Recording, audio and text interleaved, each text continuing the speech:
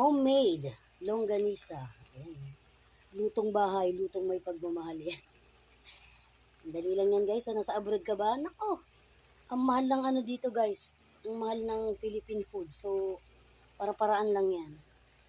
Ayan, ako gumawa niyan. Homemade. Yun oh. Ayan. Para-paraan lang yan guys ha. Para makakain lang ng Philippine foods.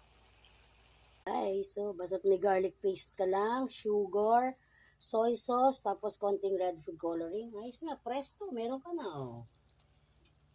Oh, diba? Nakaka-caramelize na siya. Obvious naman na ano eh. Homemade, tingnan niya yung size. Hindi pare-pareho. Yun oh. Right, ayan, tapos na, tikman natin. Mamma mia! Ang sarap guys!